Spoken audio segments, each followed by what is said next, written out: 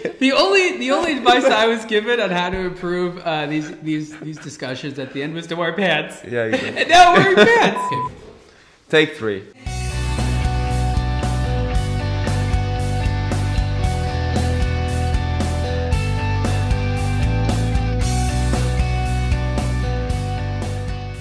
This is day 3 of Baselworld 2018. I actually don't even remember what brands we saw today.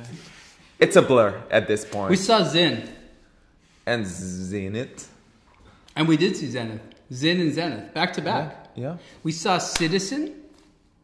This is just going to be a list of brands we saw. This is not going to be like a No very watches, exciting. just a list of brands. Just a bunch of like. Yeah.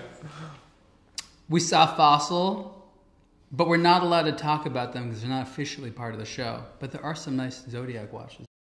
What I saw today that I really liked was the Zero-G from Zenith. I know it's not particularly new, but it's always so much fun to see that watch. It's just. I love how that movement actually came back and they redesigned it. Because you remember it used to have the case tumor? Yes. And there was the big this bubble. one didn't have that. No more tumor on the Zero-G. That's impressive. So what they did is the actual escapement mechanism that's on the kind of gimbal array was actually made much smaller. And that's how they did it. I was very impressed actually with what was going at Citizen. Yeah. The watches were much more refined than in the past. Sometimes at these sort of lower price ranges, they tried to stick in a lot of design features. There was a lot of influence of other watches in the past. You're seeing more of a distinctive character to them. Yep. Good values at the sort of under $1,000, even way under 500. Yeah, sometimes. And you know, we only saw the prototype of sort of the 0100 quartz movement. Yep. This very, very precise one.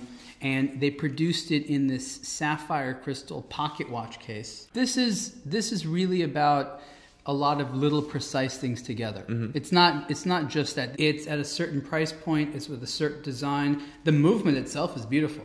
I'm not saying it's not impressive. Of course it is. We'll wait till 2019 because that's when Citizen is going to start putting these movements in watches. I saw a lot of independents today. We didn't really get a chance to take a lot of pictures of their watches yet. But there's this area in Baselworld called the workshop, Les Ateliers. And because of the consolidation of the show now, you actually have a lot more brands there. So anyone with entrepreneurialism is kind of condensed. And it's really exciting to see a lot of the ideas. The most originality I definitely see there. And that's actually not unheard of. Most of the originality comes from them. But even in this depressed economy, especially in the watch industry, the volume of activity there is encouraging. A lot of new brands too. It's amazing to see these new brands, and not just inexpensive ones, not just super high-end, a lot in between, everything from a few $100s to things that are trying to compete with Audemars Piguet and Patek Philippe. So what we're saying basically is that these independents have, they are doing the exact opposite of what the big brands are doing. You know, the big brands are all about the anniversary of this, all the vintage stuff and all that, because they don't really have that sort of direction. These small brands cannot afford to lose a year doing something they were doing 20 years ago or any of the nonsense like that. So Jean-Claude Biver showed me a picture on his phone from the 70s when he was working at Audemars Piguet. And he said he was wearing, you remember the Royal They had a case that was more rectangular? He was wearing one of those, and he was telling me, he's like, yeah, they were just giving those away like to all the new employees. Like, they couldn't sell them. So they're like, here you go, young guy, take one of these. Maurice Lacroix had a nice collection of mechanical icons. Yeah.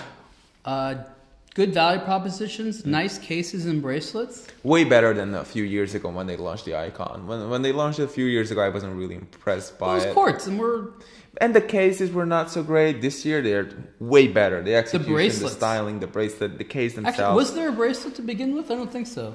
I couldn't tell you. We don't remember. There might have been. But the icon was definitely a strong piece there. And what's interesting, they told us how well those are selling.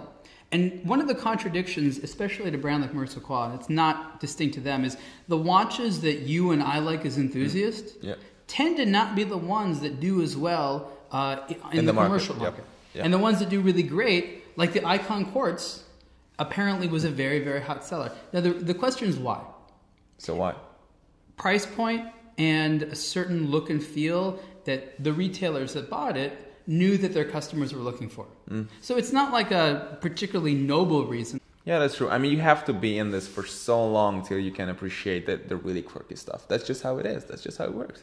And this is one of the reasons, one of the many reasons why all this vintage stuff, and I know we are making rounds here, but it's still true, is false. It's a bad direction. I mean, if you look at the watch industry, the luxury watch industry, it's been having this renaissance for the last 25 years. Most of the markets are mature enough that most people in there have already bought everything that they already wanted to buy, from Rolex, from Patek, and everything. So why keep making the same thing for 20 years when everyone is bored to death with those? And this is one of the other reasons why independents are doing so great, because they give something new. Nobody cares about a new dial color on a watch that they already owned 5 years ago. No one's gonna buy that same watch because it has a new dial. Will it sell? Yeah. Do you have to renew that thing? Yes. But should you have something else, something new, something exciting, something brave on the side? Yes. Some of them will fail, and that's just the nature of things. The funny thing is there's so much conservatism in the watch industry insofar as not wanting to innovate and change rules, yet that's not paired with patience. It's like they're extremely conservative and impatient. That's a good point. And I don't know that those things go together very well. Yeah, that's a very specific and yet, interesting issue to have, and yet they have it. The next several days, we are going to continue to see a mixture of independent brands as well as brands from the big groups like LVMH and Swatch. We look forward to hearing from you more about what you want to see, maybe information that you'd like to know from the brands themselves, or questions from us. Thanks so much for following our continued Baselworld 2018 coverage here at aBlogtoWatch. See you guys tomorrow.